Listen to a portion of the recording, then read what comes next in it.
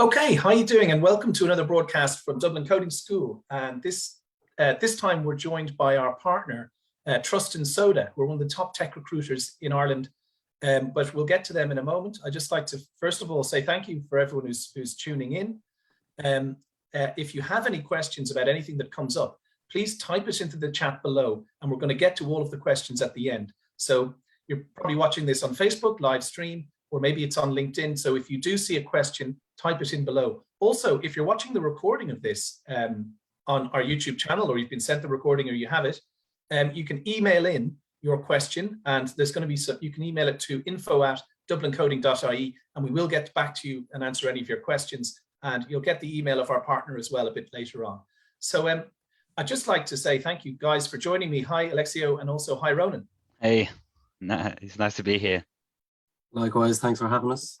Great. Well, listen, I think what we'll do this time is we're going to dive straight into it. So I know the guys have prepared a presentation. I'll take a little bit of part in that too, but it's really going to be about managing your career change and all of the issues that come up when you're looking to change career, whether it's in CVs or interview techniques. These guys are the experts, so we're delighted to hear from them this evening. So I'll pass over to you guys to start us off.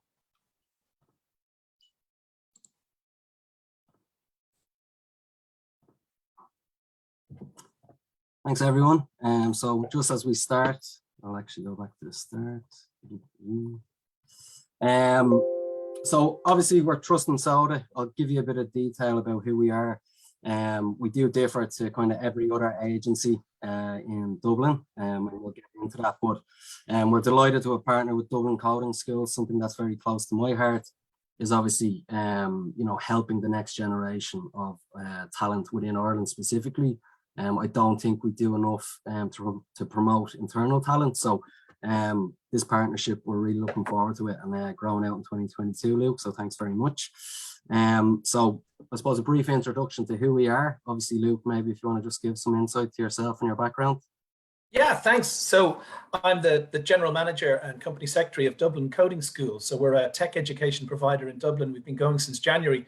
We are part of a wider group. So we're actually the largest coding schools in Lithuania and Latvia, going for the last 6 years, with plans to move into Prague and Vienna and Budapest. So we have about 5,000 graduates at this point in data analytics, full stack web development, automation testing, UX, UI design, and also a new course going in cybersecurity.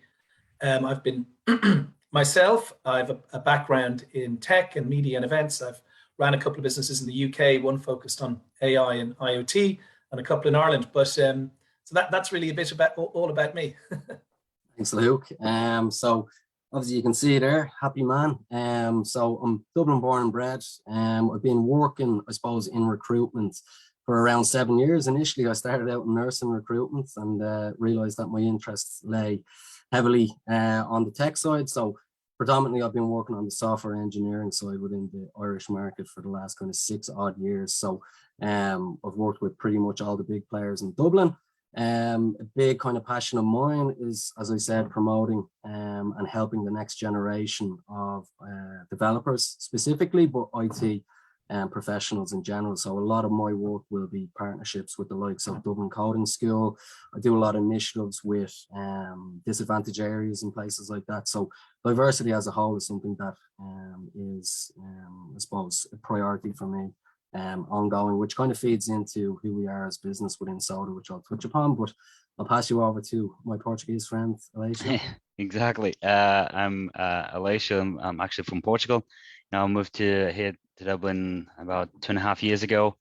I have, like, in background, I have a master's in psychology, organizational psychology, so MS a bit with recruitment. Fell in love with recruitment, and that's actually one of my passions, alongside with learning and development. And recruitment, learning and development goes a long way with diversity and inclusion. So yeah, that's a bit about me and about my passions. Thanks. So Luke, I think obviously you've given us a kind of general overview of Dublin School or Dublin Coding School there. Yeah, so as I mentioned, we're a tech education provider. So we have courses in data analytics, web development, UX, UI design, cybersecurity, and automation testing. Really, we're a school for adults who are looking to change their careers. And all of the courses are led by top professionals working in the field. So as an example, we've got the European data lead from TikTok, senior data analyst from Bank of Ireland leading our data analytics courses. Similarly, on UX UI design, we have the lead UX designer from Hewlett Packard and also from Bank of Ireland leading those courses. So yeah, the idea is to learn how to do a job from a top professional already doing it. And the second thing that we do is we have a career center where we will help you get out there and try and get a job. And we help people with their CVs, their online presence, and then of course share their profiles with our partner companies. Of course, you being one of those key partners as well, who you obviously have your finger on the pulse of the jobs market, and our graduates can really, benefit from partnerships such as this. So that's a bit about who we are and how it ties into what's happening today. Thanks. So our business, I suppose, Trust and Soda. I think what we tie into is that we like to mirror the type of companies that we're representing. So our parent company is called Trinovo, and so that splits across 3 different businesses. So we've got Broadgate Search, which focuses more on the financial kind of accountancy and regulatory space. And we've got BioTalent, which focuses in on the life sciences industries. And then obviously our business, Trust and Soda, which focuses on the digital IT tech recruitment space. So where we differ to some of the other agencies is that, as I said, diversity is at the forefront of everything we do, and innovation is something that is prevalent in everything that we do. So other businesses are very much focused on, ROI, what's the return for us, whereas what we like to do is build partnerships, build networks, build out our communities, and try and give back to our networks. Ultimately, people then trust us, come back to us, and seek out, I suppose, kind of relevant information. So we work, across the globe. So we've got offices in East and West Coast America. We've obviously got our Dublin office, and then we've got offices in Manchester, London, and Central Europe, particularly in Berlin. So I suppose we're a high growth business, similar to a lot of kind of startups. We understand how startups operate, but we work across kind of every domain. We work with large companies, smaller companies.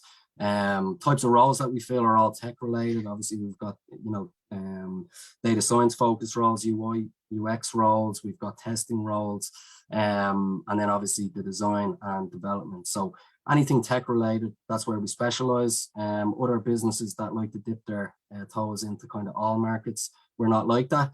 We like to build out partnerships with our clients, and we also do like to offer kind of unique product solutions to the type of companies that we want to work with. So that's just a kind of general overview of our business, I suppose. So jumping into the kind of nitty gritty of this presentation. So obviously it's all around career changes. Funnily enough, I was actually a career changer. I think everyone that works in the world of recruitment is a career changer, because we started out somewhere. I've never met someone in a secondary school that said they wanted to become a recruiter, but my aim is to change that with people.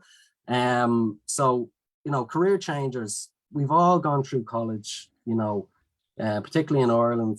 You do your leaving cert, the CAO, the pressure behind it, your parents are pushing you to go towards a particular industry.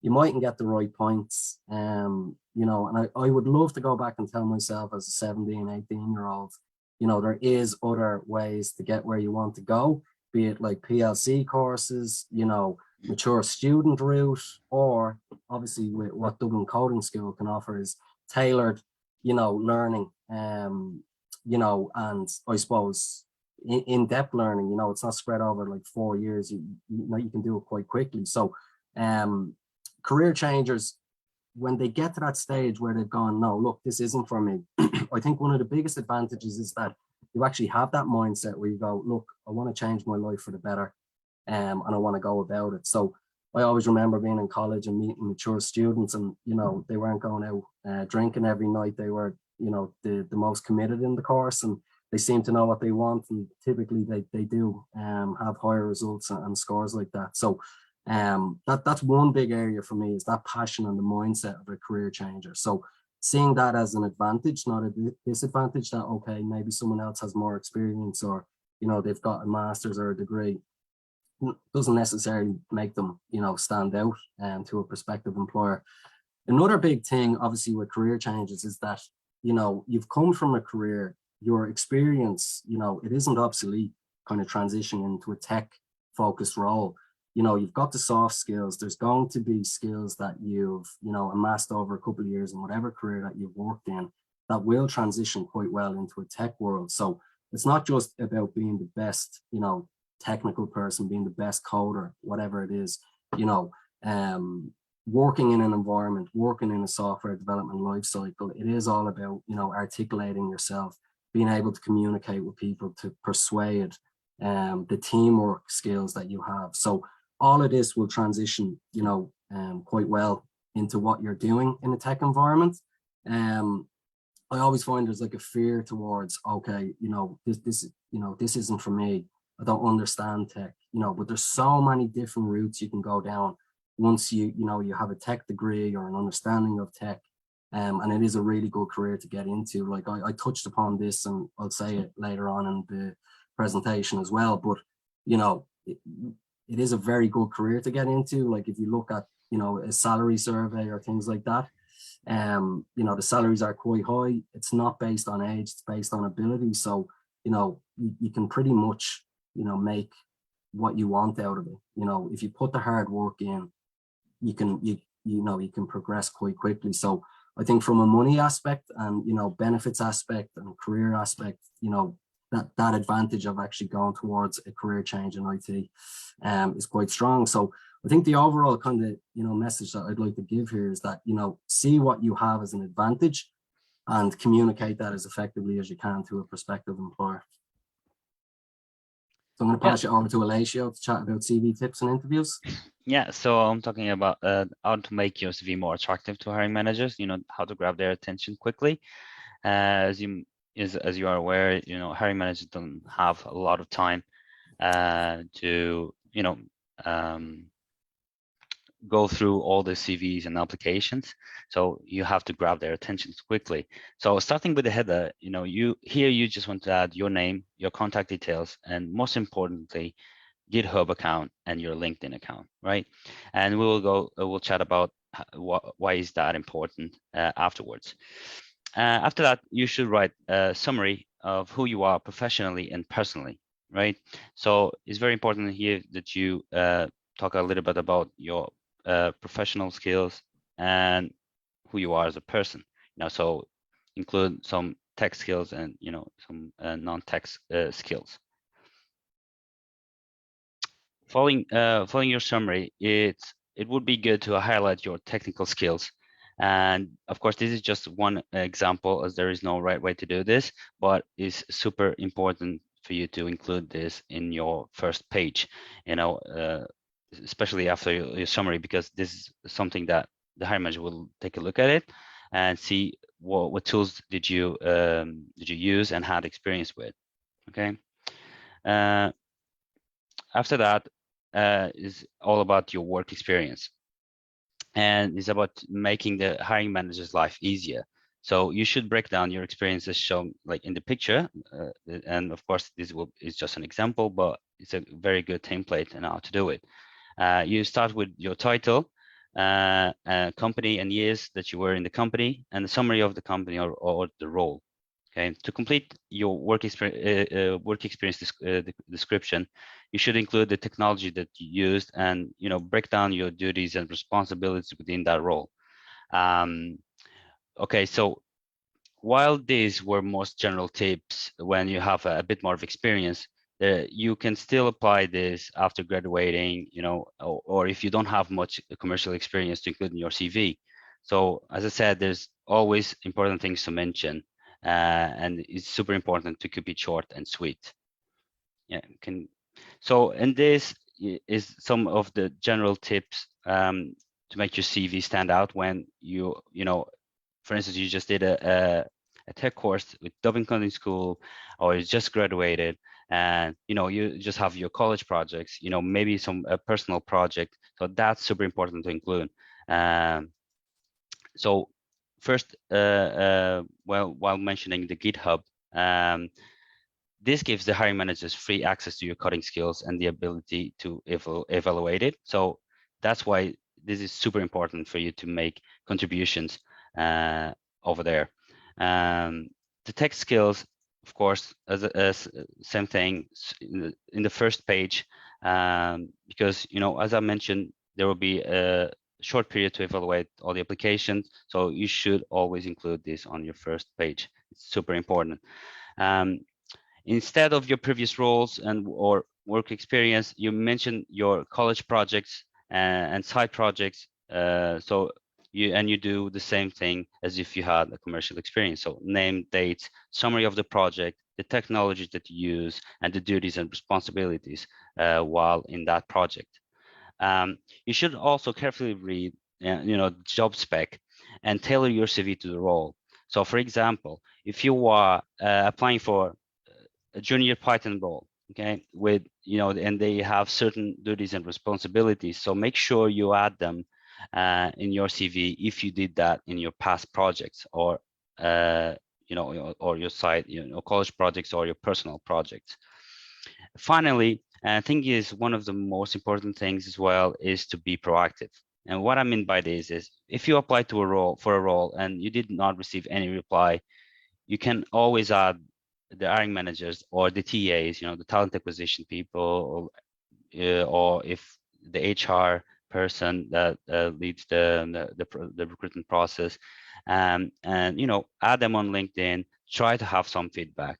They will most likely see this approach as positive, and you get more things done rather than if you just wait. So if you just waiting there for a reply and not doing anything about it, you're just gonna wait. So if you are proactive, you might get an answer. Even if it's a no, you still get an answer. So that's about it. Now I'm going to talk to you about a bit about the interview structure and some general tips as well. Of course, this will always change from company to company, but overall, you'll have a similar first interview structure anywhere you interview, especially when applying for more junior roles. So this will be five things. So can you pass it on to the first one? So yeah, there will be an introduction to the interviewer and the company. So in here is super important for you to do your homework before the interview, as I will mention throughout this presentation, and check the information about the company, their products, their values, their mission. So anything that you can, and we can take you like an hour or two, and you do your research beforehand. Make sure that you check all these informations before the interview, because they will be probably going to help you, throughout the interview. And the second one is the CV walkthrough and personal introduction. So after that, you will be asked to introduce yourself and to go through your CV. In here, you should manage your time. Preparation's always key. Make sure you prepare beforehand and manage your time. So in here, you always you always have to focus focus on relevant information. Highlighting your skills and strengths, and make sure to point out your biggest achievements and or proudest projects. Finally, you have to ensure that you know what you apply for the role and company. Again, preparation and research is key here. So you know why you want to work for that company and especially for that project. Third, regarding technical questions, these questions will be different from company to company and role to role, but you can and should prepare beforehand, considering the technical stack that they use in the role. You get this information, for instance, by reading the job spec, and so this will give you a lot of insights on the questions they might ask you. So you can always Google. So for instance, if you're applying for a junior Python role, you can Google that. Most questions that they ask around Python for junior developers, and yeah, so there's a good sentence that actually Ronan said that to me. So it is fail to prepare and prepare to fail. So I think prepare. Preparation is the key word there. So break down your experience, and I mean by this, write down your projects and all the tasks, actions, and results that you achieved. It will make you'll make yourself more comfortable and more confident while explaining this to the interviewer. And finally, something that I always like to say to my candidates, it's important for you to show enthusiasm and passion to the role and to the company. I cannot stress enough how important this is, because especially for a junior, they're not expecting you to be the perfect candidate. So they're expecting you at least to show enthusiasm and passion about the role and the company. And of course, you have to show confidence in your ability to do the job. So the competency-based questions. The best way to respond to these questions is to use the STAR method, which is a structured manner of responding to a behavioral-based interview by discussing the specific situation, task, action, and results of the situation that you are describing. Again, it's key to prepare a few responses beforehand and structure them so you can have some examples ready to go. So in this, you can do a quick research on the internet. This on the type of competency-based questions that they ask, such as put yourself in a scenario and just to see how you would react to that situation. Conflict, when you had a different opinion from your manager, how you dealt with that. So those type of questions. So it's just good to just do simple research, look up a few scenarios, and just go through all of them, and you will see that you will be more prepared, because you just when they ask you a competency-based question, you just change a bit the situation, and then you go through. You describe the event, you explain the task that you had to complete. After that, you describe the specific actions that you took to complete the task, and to close it up with the results of your efforts. Yeah, that's about it. Now about asking the right question. So at the end of the interview, it's super important for you to ask the right questions. It's super important because it will imply that you are committed, you are interested about the role, about the company. So there's, of course, the don'ts is no questions is always not a good thing, because it won't show that your interest, your enthusiasm about the company. You don't want to know more, so that's never a good thing. And also questions that could be easily searched online, doing your research beforehand about the company, or that are stated in the job spec. Okay, so this is questions that you could easily answer by this, you should not ask. And examples that I put here that you should ask is about the company vision, mission or goals for, in this case, for 2022, about the project itself, about the product of the company, the team structure, the day-to-day of your team, and one of the good ones that I really like is your impact on the team, on the project, on the product. So that's some of the good questions that you could ask at the end. Yeah, so and here is just some general interview tips. I won't be long with this one, but again, preparation is key. So break down your experience, write all the tasks and actions and results. Try to quantify your results. That's always a good thing. Of your previous projects, personal. It could even be personal projects, college projects, and if you have some commercial experience, do that. As again, when I say write down your possible answers in a Word document and then time it, it's just like to manage your time. Do your preparation, manage your response time. That's always a good thing. Again, Google's your best friend. It is. Just do your research. Ask Google what you want to know, and he will reply to you. Search your interviewer as well. It's always good to build rapport. It's also important for you to understand that's another human being on the other side. So interviews aren't interrogations, but a conversation. Always one good thing that I really like to say to all my candidates, just to be honest throughout the interview.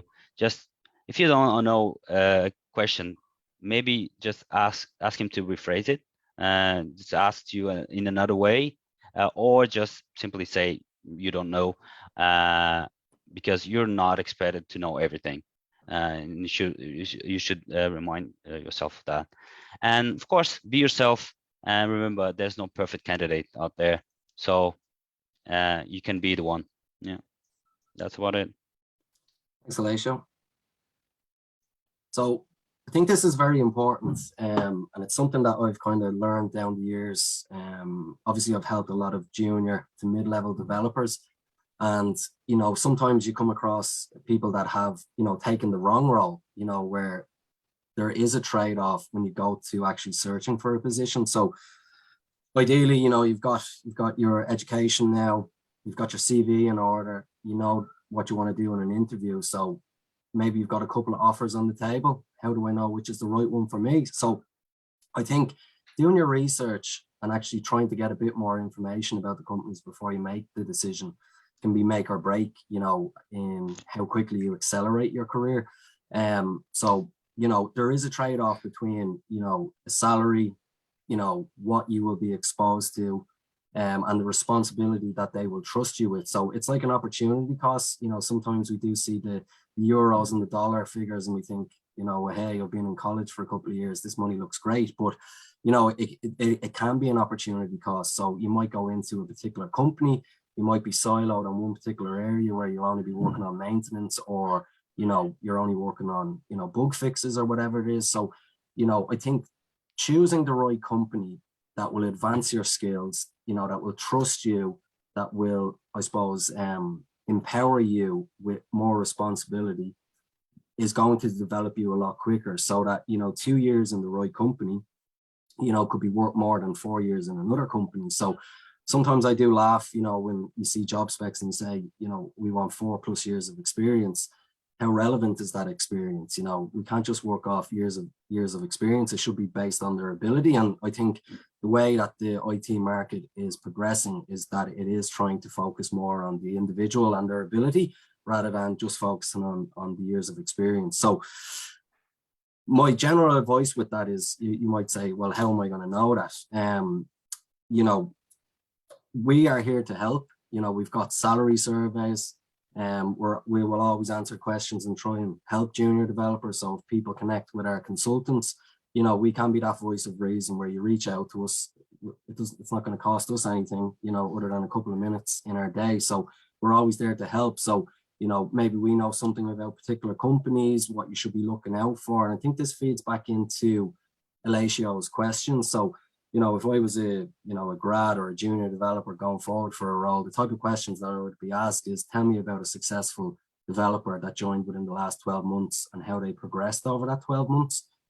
So they're put on the spot. An interview nowadays isn't just you selling yourself to them. They have to sell the role to you. You are in demand. If you look at any of the stats on LinkedIn or, any of the employment surveys, IT professionals, fully enough, IT recruiters as well, which is good for me and Aleixo, are in demand. But, you are in demand. You will have choices out there. So it's about making the right choice, getting that exposure, not being siloed in a position, and advancing your career. I've seen people with 2-3 years experience, getting paid significant amounts, but not only that, they've joined a company where they're making a real difference, the purpose of what they're developing, and they're involved in every aspect of the SDLC. We chat to companies, and what they say to us is that we want our junior developers right up to, senior management to be confident enough to be able to put an idea on the table. If it's the right idea, we will go with it. That's the type of company that I would like, to join. And there's so many different companies out there. The other thing as well is you want to look and see, is there a track record of, developing people? And I'll touch upon that with LinkedIn and how you can kind of go and look for companies that have that track record. But, you know, the proof should be there. So they should be able to give you those answers about, yeah, we do develop our developers, IT professionals, and we do trust them with the responsibility. Now, feeding back into negotiation, understanding the right salary. So I joke with the people I represent, it's the Goldilocks effect. You know, it's not propositioning yourself too high where they screen you too heavily, or it's not underselling yourself so that you're not getting the right salary. It feeds back into our salary surveys. So, you know, it can be very difficult to understand, okay, my work, I'm coming out of college, do I accept, you know, anything that is offered to me? So look, do your research. There's so many different, you know, kind of research papers and salary surveys that are out there that can allow you to go in with a, you know, an accurate figure in your mind and, you know, stick to it, you know, fight your corner. The flip side of it as well is, you know, if the salary is unbelievable, maybe it could be a poison chalice, but, you know, some companies are great and you know, you can get the perfect kind of mix of experience, responsibility and negotiation. So, but as I said, reach out to us if you ever have any questions. We're more than happy to help anyone in that situation. Now, fingers crossed this works. If we have any technical difficulties, Aleixo can let me know by waving his hands straight away. But like a cooking show, here's one that I prepared earlier just to save some time. So before we go into the video, obviously LinkedIn is probably one of the most powerful tools that you can use to actually go and look for a position to get, you know, your network set up and find your first role. So you've got your CV prepared. Some people do this the opposite way, you know, and they send 50 applications out and they wonder why, you know, I haven't heard anything back. So having your CV in order first, you know, rule number one, understanding if you do get that situation where you're selling yourself to an employer, that you can get through an interview and really sell your passions and enthusiasm. And then the last thing, I suppose, is having a good online network and presence and actually utilizing LinkedIn, should I say, to its advantage. So the video will chat down through, obviously, an ideal profile to have, and then also utilizing some of the functions. Now, I could spend 2-3 hours showing you all the different tools that are on LinkedIn, and obviously we don't have that, but maybe it could be a follow-up, or if people want to reach out to us and ask us questions on LinkedIn, as I said, we're happy to take any questions. So fingers crossed the audio works. Cool. So like I say, with kind of every candidate that I represent, particularly with junior candidates, having, I suppose, a LinkedIn that can make a prospective employer's life as easy as possible can be the difference between finding the right role and not finding the right role. So I know we've touched upon obviously what you should be looking out for in a role, the type of companies that you should be working for. So we will go into job searching in a second, but this is actually a candidate that I represent, Leanne. I suppose what stands out about her is that she actually does a lot of stuff outside of her kind of 9 to 5, in terms of coding, her YouTube channel, her GitHub, that, you know, within kind of 5 to 10 minutes of chatting with Leanne, I knew straight away that, you know, prospective employers will be quite interested. So as you can see, front-end web developer at Clover, instantly she's got that set up where she's living, all the contributions she's made, she's built out a large network. So, you know, even if you have a job or you don't have a job, LinkedIn is quite useful for, you know, emerging technologies, meeting like-minded people. So part of your role will be to network. So LinkedIn is my number one networking tool, most professional. So building out a network as well is quite beneficial. So if we go into her about, you know, I'm a firm believer that, you know, hiring managers and HR professionals, they don't want to be reading, you know, an essay when it comes to understanding, you know, okay, this is who Leanne is. So short, concise, but relevant, and I suppose punchy is what you're looking for. So she's kind of done it all in one. So she's currently a developer with Clover. She's got a history of Angular development. She's enjoying her work, and she's actually transitioning over to React so that they can see there's a natural trajectory there to go from one language to the next. So she puts, I work hard and I study hard, and that's half the battle. So funnily enough, Leanne is actually a career changer as well. So she studied immunology and biology, and like most people when they go through college, similar to my own kind of experiences, you know, you get through it, you know, but you don't have that love for it. So she transitioned over, and she went about it another way. And I think this is what feeds into the Dublin Coding School, and what their mission statement is that, you know, it's not just your traditional universities or institutes of technologies. There's so many different pathways that you can go down to actually getting the career that you want. And that goes for IT, technology, but that goes for everything. So I think if you have that passion and aptitude to learn, obviously you'll go a long way in whatever you decide to pursue. So just kind of giving a further add-on, and like I say this to any of the students that I've met down with mock interviews or CV preparation workshops or career fairs. It's, you know, effectively you're going to market, and there could be, you know, 2,000 people looking for the same job. So how do you stand out? What separates you from the rest? Um, in terms of what Leanne does is that she's actually running a YouTube channel, which I alluded to, where she's documenting the 100 days of code. Um, I'd actually recommend anyone follow her, because it's kind of, you know, in layman's terms, it's an honest assessment. Not every day is successful, but she shows, you know, what her journey is towards becoming a more efficient developer. So if anyone's interested, obviously look Leanne up. She's also on Twitter as well, documenting about code. So that's a real add-on in terms of what employers are looking for. So even in my own career, you know, it's not just 9 to 5. It's, you know, are you living and breathing what your work is. So I know Aleixo alluded to it earlier in the presentation, but um, because, you know, you don't have 5 to 6 years experience, you know, you haven't got that commercial element of working a project.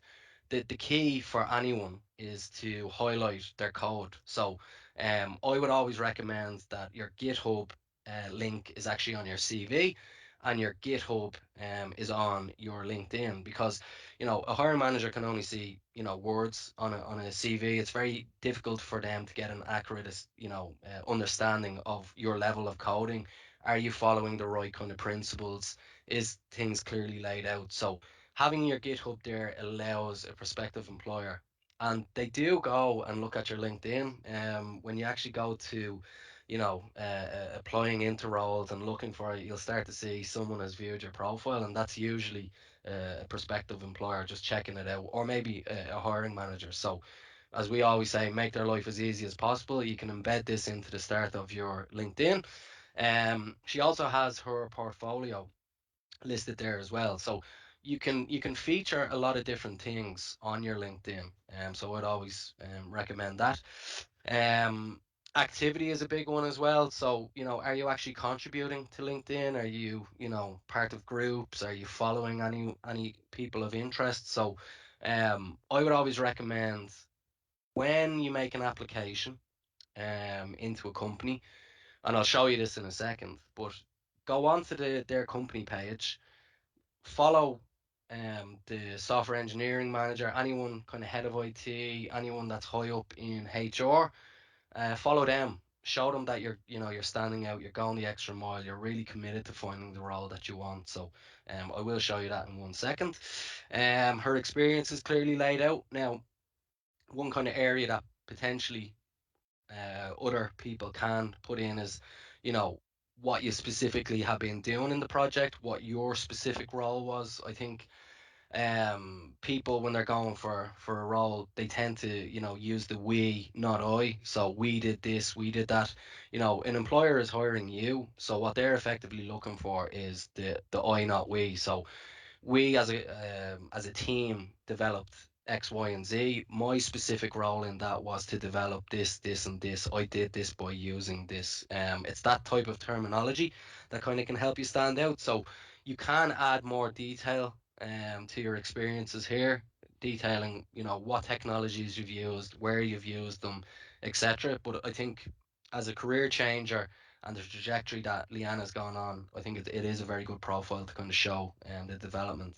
The other major thing as well, so obviously we go to the four other experiences, and I've touched upon this earlier in the presentation, but you know, your experiences from a past career, a lot of those soft skills or a lot of that experience doesn't necessarily mean that it's, not useful in a career as, developer. So, you might have got really good business exposure, presentation skills, negotiation.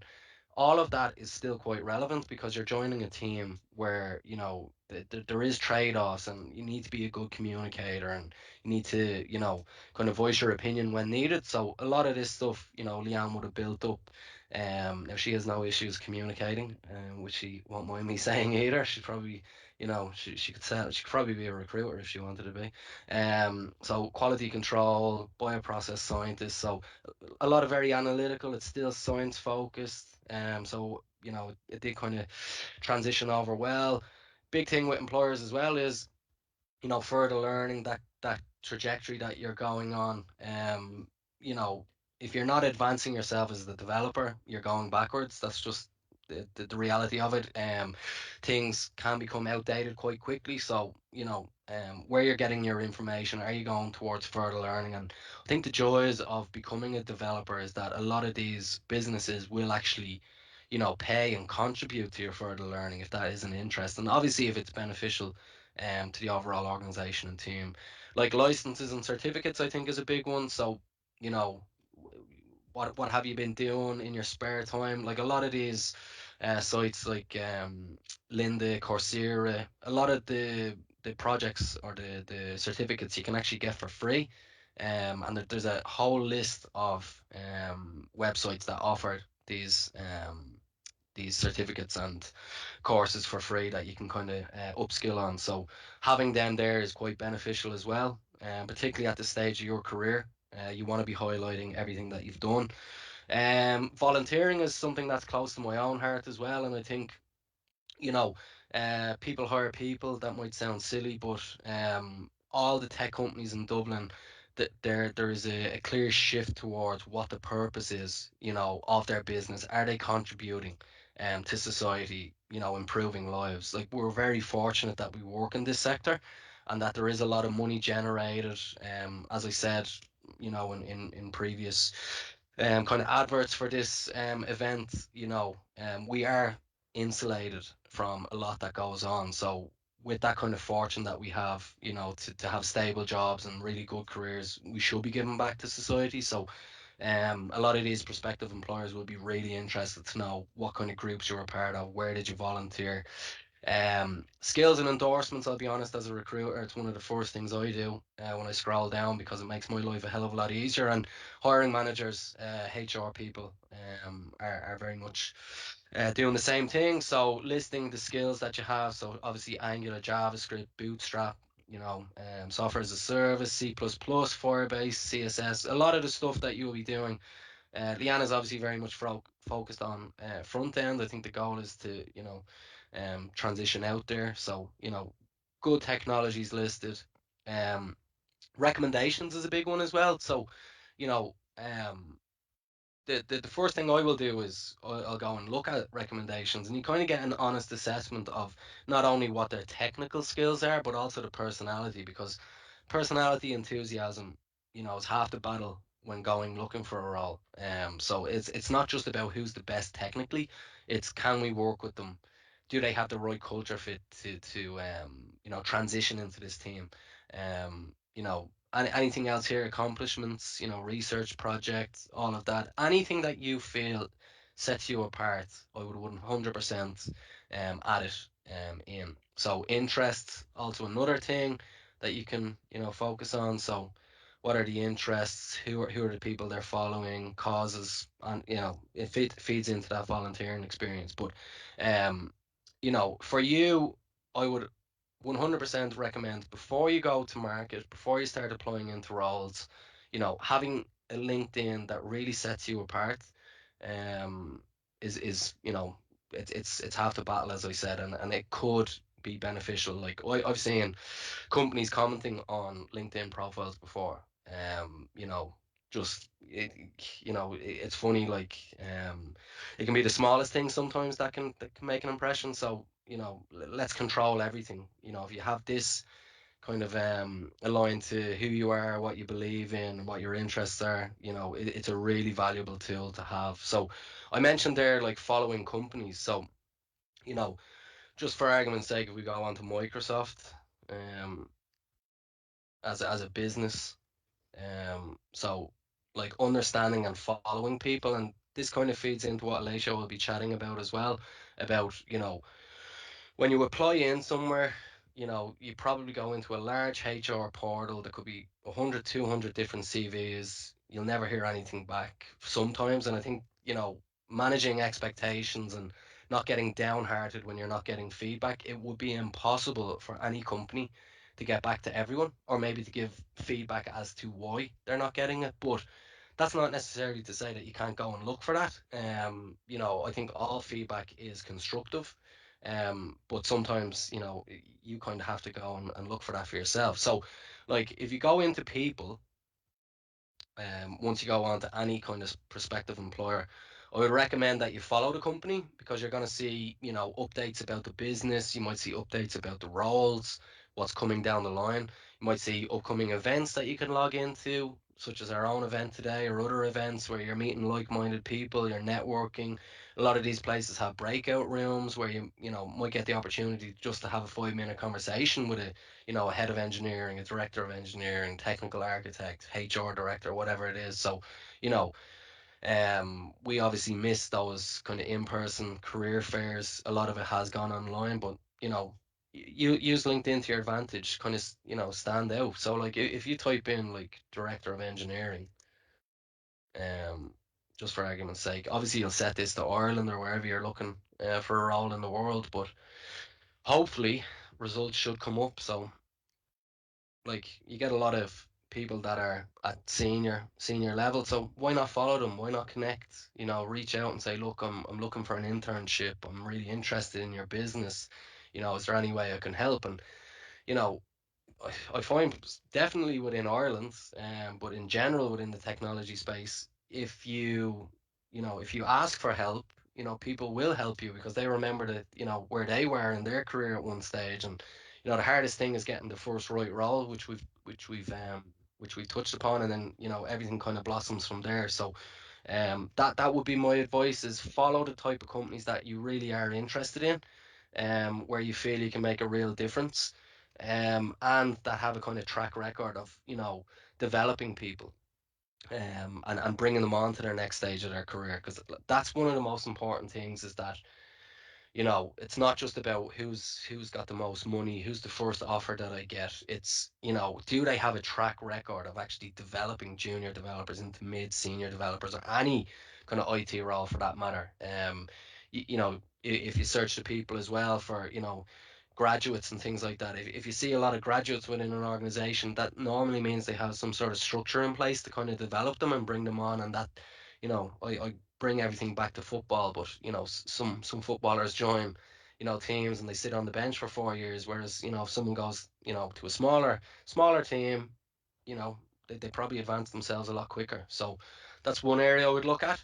Another big thing that I would always recommend is setting up effective job alerts. So LinkedIn is a very powerful tool for not only us as recruiters, but internal talent acquisition teams, HR teams. Like eventually in your career, you'll be getting contacted day in, day out.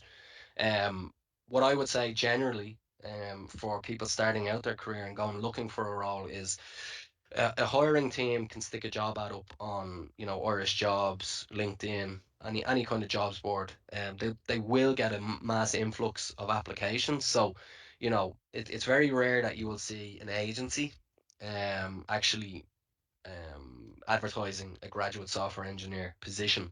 The reason why that is because normally when they come to us, they're looking for kind of senior people ready to go.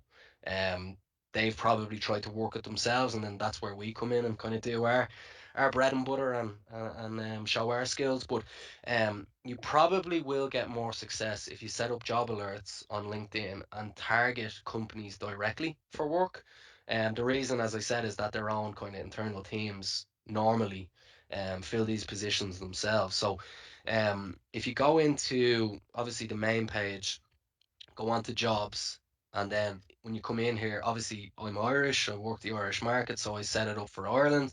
Now you can put graduate software engineer here, and we use a thing called Boolean. So if you put uppercase and Java, it could be and AWS, whatever you're interested in. I'll keep it generic for now, just to show you the results. But all of these results come up. There's 1,056 results. Okay. Realistically, a lot of them will be outdated. So if you go in, do the past month, you've already got 801 results. So it just shows how good of an industry it is to be in, and that you're in high demand. Um, you get a lot of these results. The companies come up, so you can set that alert up. That'll effectively email you every morning. Um, with any kind of new updates, new roles that you might be interested in. You can set it up on experience level. Now, obviously, I've run graduate software engineer. So we've got internship, entry level, associate, mid. Most of you will be looking for entry level internship. So I'd probably set it up for that. So we've rattled that down. We cut out 600 jobs. You can, if there's a particular company that you really love and you want to work, you can set one up specifically for them so that anything that comes in, you know, um, will alert you. The job type, so whether you're looking for part-time, full-time, temporary, there's a lot of there's pros and cons to all of those. Like most people, that level, the investment that the company is going to be putting into you, normally it will be a permanent position. That's what most kind of graduates go and look for anyway. But if you're completing out a master's, a degree, you might be on a student visa where there's 20 hours and you're looking to kind of develop yourself and work in a tech space while you're studying, set it up to temporary jobs and see if there is any, part-time positions. On-site remote, this wasn't around 18 months ago, I can assure you, but obviously the pandemic has changed this. So some people are looking for fully remote, some people are on-site hybrid.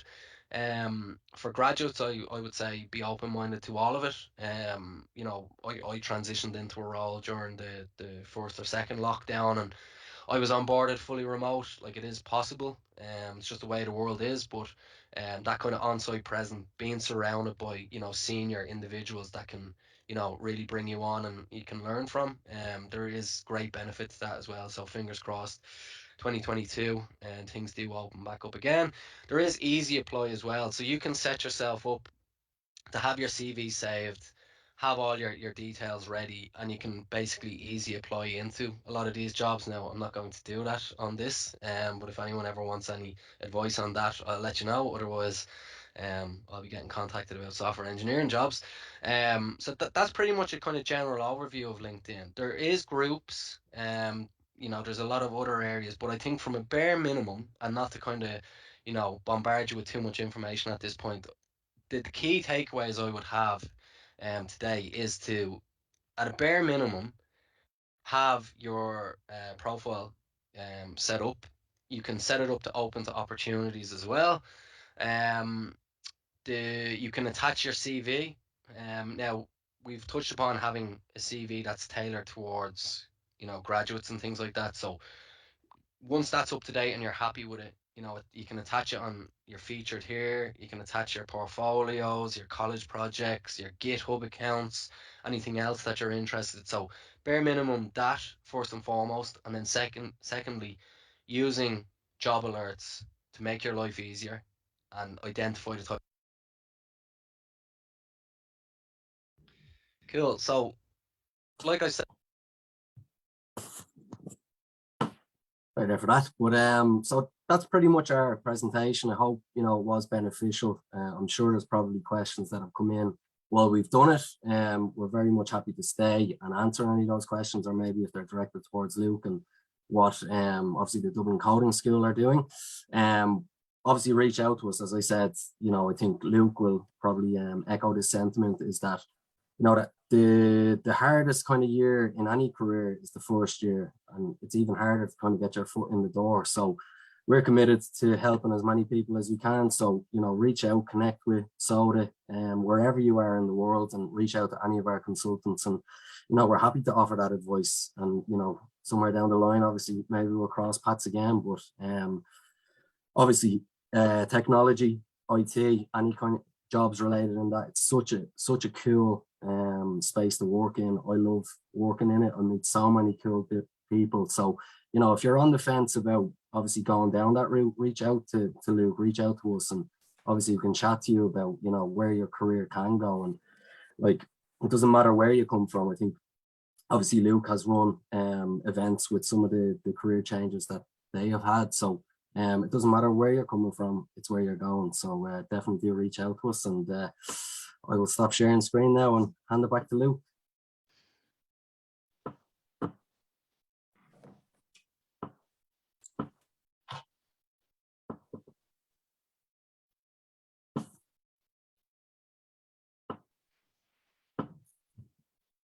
We've got some technical difficulties with Luke. Every time we stop sharing, so hopefully he'll be back on in a minute. Yeah, it was just in time. Okay, sorry folks, I just got cut off there. Can you hear me now? Yeah, great. So we've just put in the last shout out for any questions, but I have a couple of questions in the meantime. But we have Richie O'Neill who's watching, who just said thanks for the information. So thank you for watching, Richie. We hope it was informative. And if you have any questions, let us know. So that's a nice thank you there from Richie O'Neill who's watching. But there are still people watching now. I had a question actually, which I know people sometimes ask. You know, when people are in an interview, oh, sorry, hang on, I'll just keep the. At the very end, they get to that thing where they said, "Do you have any questions for us?" Now, I know you touched on it in your presentation there, but you know, when they get hit with that question and they're thinking on the spot, are there a particular one or two questions that they should just have front of mind to say, if I'm asked for any questions, this is my go-to one, or this is my go-to two? Because they'll probably look up and have 6 questions, but you know, in the moment, you really want to focus down and be ready. Yeah. So for that one, you should always be prepared to ask some questions. At least I always say 2 to 3 questions, and you should always be prepared to ask them. Even if they don't ask you if you have any questions, you should be the one proactive, and ask the questions, because that's possibly the company that you will be working, and that's possibly the team you will be working in the project. So why not wanting to know more about that? Yeah, like the one big question, or the area that I always recommend that my candidates ask, and it doesn't really matter what kind of level that you're at, but it's being strategic with your questions to almost get a conversation going. So one that I really like is, you know, what would my role entail in the first 6 to 12 months? Or what would success be for you in my first 12 months? So you're setting expectations. They're telling you, okay, this is what we expect of you. This is where you're going to develop. The other one as well is, what specific project will I be working on? Am I earmarked for a particular project, or, you know, potentially are you just hiring across various different projects? So that understanding of, you know, getting into a conversation with someone that's going to give you real detail about, okay, this is the technologies that we're using, and this is the specific project that you're going to be working on, and this is the trajectory that we see you going down. So that's my kind of rule of thumb, is be strategic, try and get that conversation going. Yeah, but any question that will really just implies that you are really interested and enthusiastic for the role and for the company, you know, just to put that seed on the hiring manager's mind, just to like, oh, okay, you know, really good question. You know, he wants to know more. So that's good, because you mentioned asking about the company's vision and the company culture and all of those. So they're all good ones to ask, aren't they? Yeah.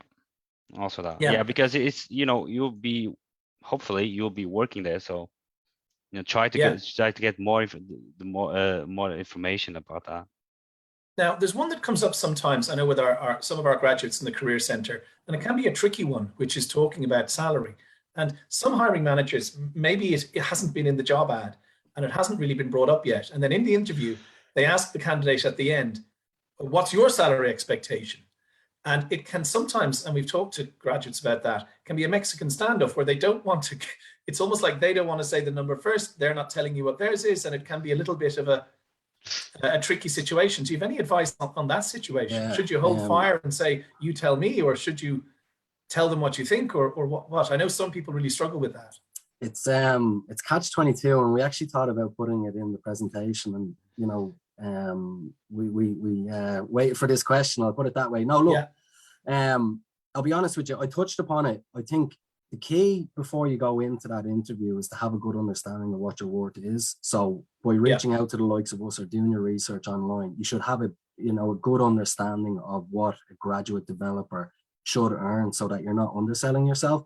I think that the rule of thumb I would have is, wait for it to be asked as a question. If it is brought up, well then, I think that the rule of thumb I have with anything in life is honesty is the best policy. So, it's not about just getting one offer, or just being happy to receive something and taking the role, which I've touched upon. So you need to have a look at what you need for you to be financially viable.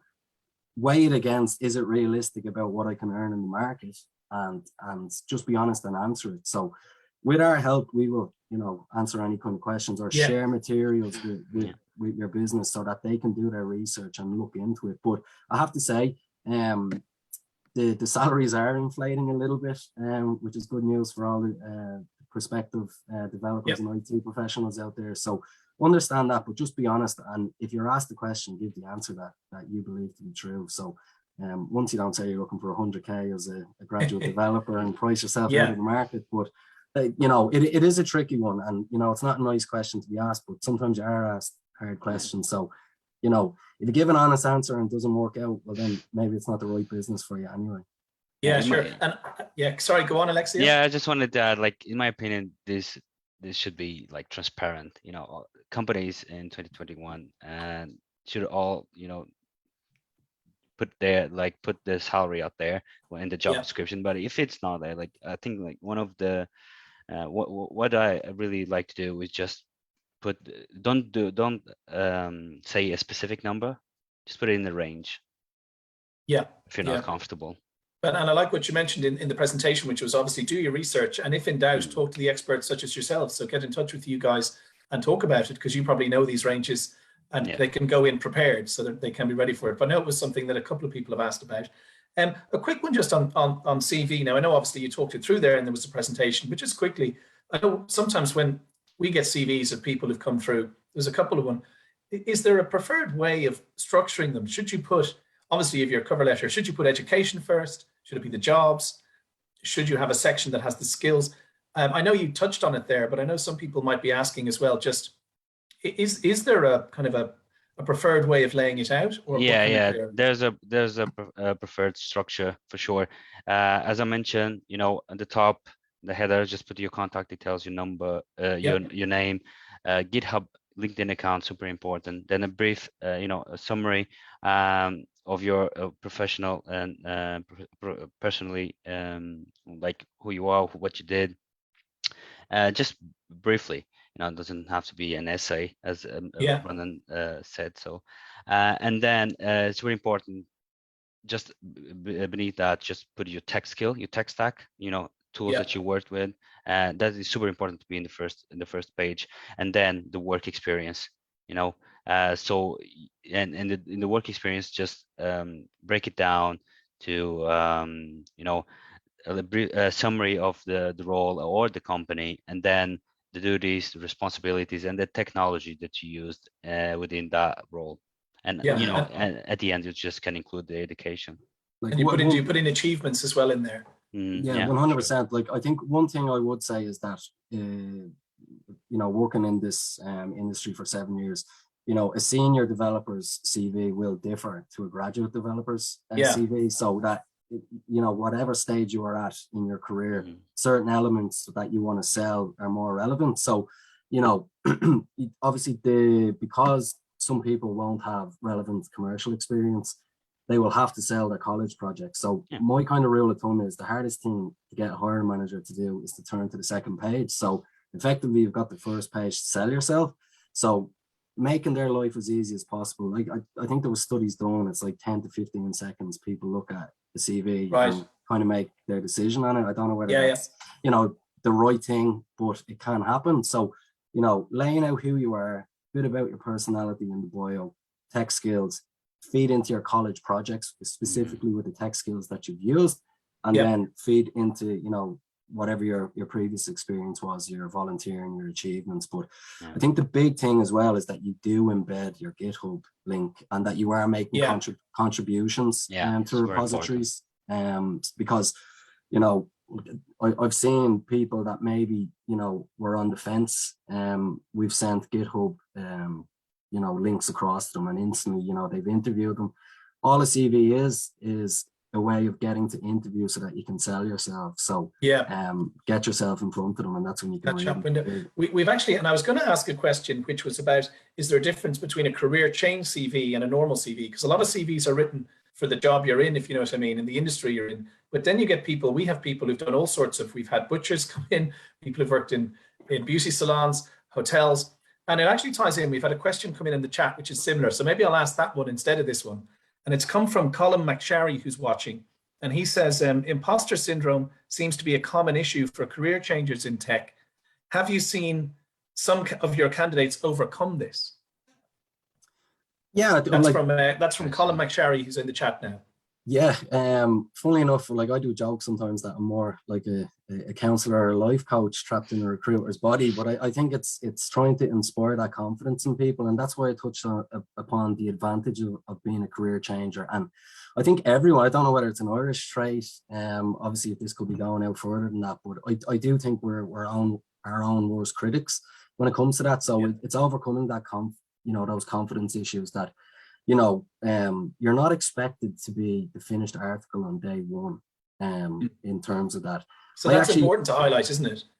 Yeah, I definitely do think that, because, you know, it's an investment in you. Like, if someone did 1 year in a job, you know, without doing a course or whatever, they would probably pick it up and be as advanced. So most of the learning that you do is on the job. It's working alongside like-minded people. Like, we do joke that, you know, from like algorithms and principles and the theory behind, you know, developers coming out of college are the best at that sort of stuff, but they can't build you anything in 30 seconds. So some senior developers don't like those type of questions. So there's pros and cons to everything. But with regards to imposter syndrome, I would say, you know, you're in demand. There isn't enough talent in Ireland to meet demands. Like, you know, if you look at my LinkedIn recommendations, you're not seeing, you know, O'Brien's and Murphy's. There is a lot of, you know, international names. So, you know, there is a big push within the Irish market to promote homegrown talent.